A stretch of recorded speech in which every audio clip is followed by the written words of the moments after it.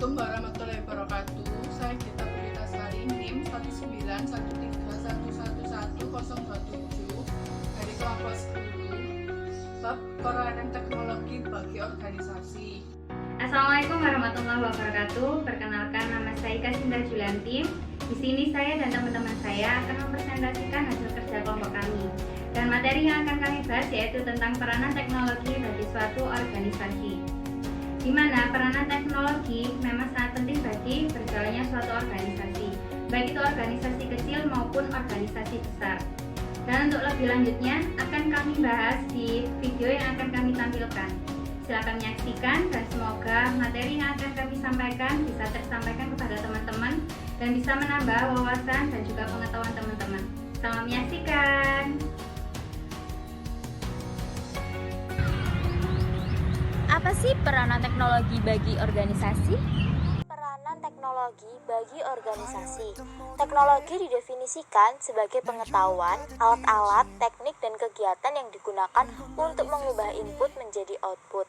Karena itu, dapat dikatakan bahwa teknologi meliputi seluruh proses transformasi yang terjadi dalam organisasi, menyangkut mesin-mesin, pendidikan, dan keahlian karyawan, serta prosedur kerja. Organisasi adalah sistem terbuka, dan teknologi organisasi merupakan cerminan dari kondisi lingkungan, organisasi, dan juga jenis kegiatan internal yang terjadi dalam organisasi. Teknologi dalam organisasi memiliki peranan utama dalam mempelajari sifat-sifat dari teknologi terhadap struktur organisasi. Penerapan teknologi dalam organisasi dapat memberikan dampak yang signifikan pada efektivitas dan efisiensi, serta meningkatkan daya saing. Setelah tadi kita tampilkan pengertian tentang peranan teknologi bagi organisasi, dan sekarang mari kita simak video yang akan menjelaskan tentang pengelompokan peranan teknologi bagi organisasi menurut para ahli.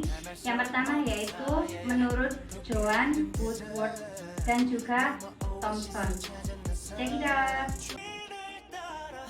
Teknologi organisasi menurut para ahli. Yang pertama, Joan Woodward pada tahun 1950-an di Inggris yang mengelompokkannya menjadi 3 tipe, yaitu yang pertama, pembuatan produk tunggal atau dalam kelompok ukuran kecil, yang kedua, produk massal atau dalam kelompok ukuran besar, dan yang ketiga, produksi menurut proses. Menurut Thomson, teknologi organisasi menjadi 3 jenis, yaitu yang pertama, teknologi perantara digunakan untuk menghubungkan beberapa klien yang satu sama lain tidak dapat dihubungkan secara langsung. Yang kedua, teknologi rangkaian panjang. Pada jenis teknologi ini, kegiatan organisasi terdiri dari tahapan-tahapan kegiatan yang berurutan. Yang ketiga, teknologi intensif. Teknologi intensif merupakan kumpulan dari beberapa jenis pelayanan khusus yang keseluruhannya digabungkan untuk melayani klien. Tadi kan kita sudah membahas tentang pengelompokan teknologi bagi organisasi menurut 2 ahli tadi. Dan sekarang kita lanjut membahas tentang jenis-jenis teknologi yang dikemukakan oleh Perrow. Jenis-jenis teknologi. Menurut Perrow mengklarifikasi 4 jenis teknologi, yaitu 1. Teknologi rutin ditandai dengan variasi tugas yang kecil. Pekerjaan yang dilakukan umumnya bisa mempunyai standar dan juga formal serat mempunyai prosedur komputasi tertentu untuk menyelesaikannya. Yang kedua, teknologi non-rutin ditandai dengan mempunyai variasi tugas yang dapat dikatakan tinggi dan juga proses yang tidak terlalu dimengerti sehingga tidak mudah untuk dianalisis dalam penyelesaian pekerjaan. Yang termasuk teknologi non-rutin, diperlukan usaha yang cukup besar untuk menganalisis kegiatan maupun permasalahan yang muncul. Yang ketiga, teknologi craft. Cirinya adalah adanya aliran kegiatan yang relatif stabil, tetapi dengan proses yang tidak terlalu dimengerti. Yang keempat, teknologi engineering. Pekerjaan yang cukup rumit karena variasi tugas yang cukup tinggi, tetapi umumnya kegiatan ditangani dengan formula, prosedur maupun teknik yang sudah baku. Di sini saya akan menjelaskan tentang organisasi yang kompleks. Organisasi modern adalah organisasi yang sangat kompleks karena menyangkut hubungan yang kompleks dalam pencapaian tujuan organisasi yang berdimensi ganda. Hubungan tersebut meliputi hubungan antara manusia-mesin, manusia-organisasi, mesin-organisasi, mesin-mesin, dan organisasi-organisasi. Dari segi manajemen ada 3 fungsi komputer. Komputer sebagai ingatan atau memori, komputer sebagai pemroses, komputer sebagai informasi eksternal menurut Simon 1970. Penjelasannya, komputer akan meningkatkan efektivitas apabila keluaran nilainya lebih kecil dibanding dengan masukan. Menyatakan indeks pasif atau proses pencatatan data dengan indeks aktif atau pemilihan dan penyaringan informasi. Mengetahui model analitik dan sistematik dalam memecahkan masalah dan membuat keputusan. Pada suatu organisasi yang kompleks, setiap bagian organisasi mempunyai teknologi yang jenisnya berbeda-beda. Teknologi yang digunakan pada suatu organisasi mempunyai hubungan yang erat terhadap berbagai karakteristik organisasi, seperti kualifikasi karyawan, struktur organisasi, dan pola organisasi.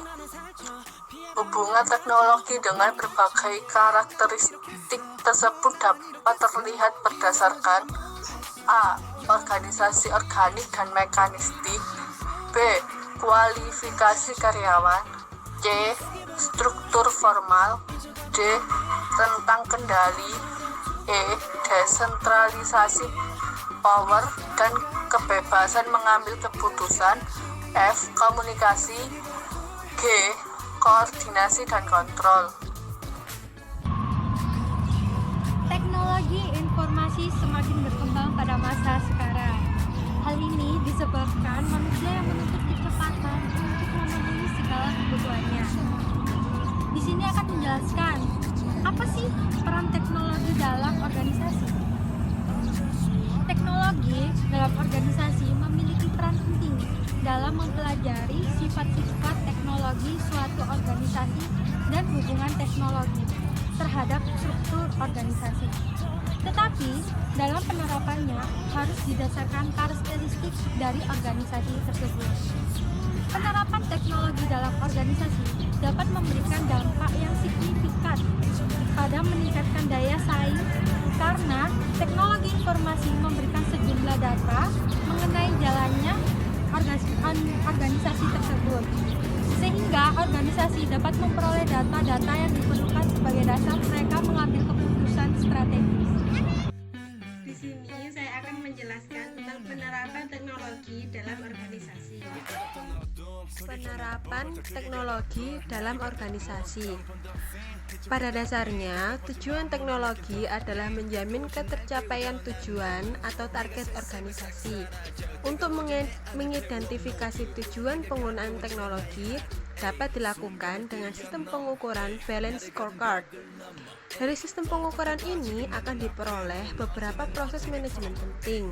Yang pertama, menentukan visi dan strategi organisasi. Yang kedua, mengomunikasikan dan mengaitkan berbagai tujuan dan ukuran strategis.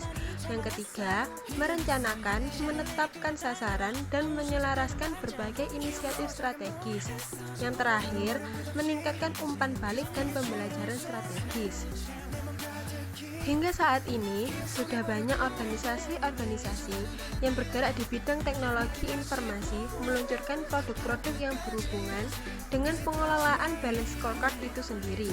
Salah satu contohnya adalah Pusintek dari Kementerian Keuangan RI sedang mengembangkan aplikasi yang bertujuan penentuan arah kebijakan berupa pengendalian workflow.